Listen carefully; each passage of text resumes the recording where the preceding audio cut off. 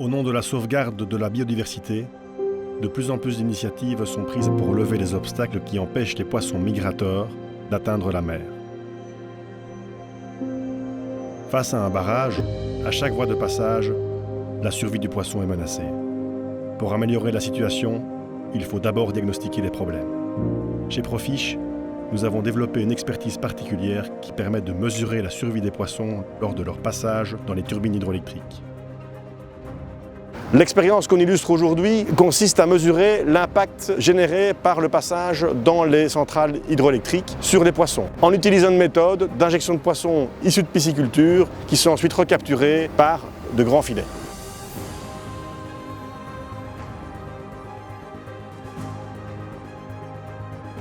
Pour stocker les poissons, on a installé sur le site 8 bassins qui sont alimentés directement par de l'eau de la Meuse. Pour préparer les poissons, on va utiliser un protocole en plusieurs étapes. La première étape, avant toute chose, c'est d'endormir le poisson pour pouvoir le manipuler facilement. Pour ça, on va utiliser un anesthésiant et ensuite avoir plus facile pour les manipuler.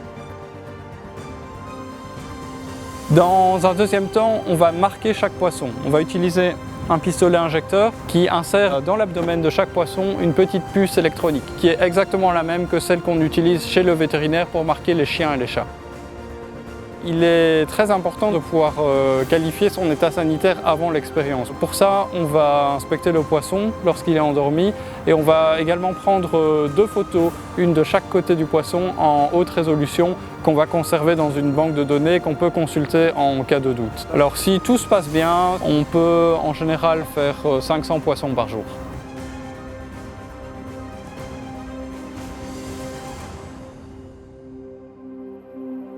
Le lendemain du marquage, on arrive sur le site pour préparer alors la manipulation d'injection des poissons.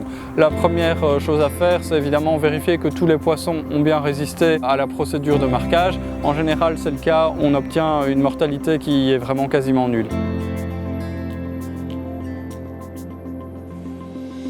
Ensuite, on va recompter les poissons et les installer dans différents bassins à roulettes pour pouvoir les acheminer progressivement vers les différents sites d'injection.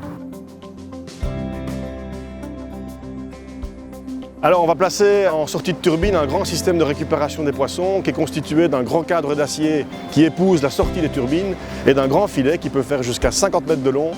L'ensemble va être manipulé par une grue mobile qui va pouvoir lever ou descendre le cadre.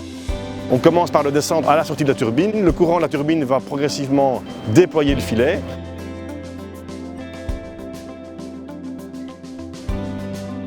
Quand il est bien mis en place, les opérateurs vont alors injecter les poissons dans un tuyau qui se trouve à l'amont de la turbine et qui débouche à proximité de l'hélice.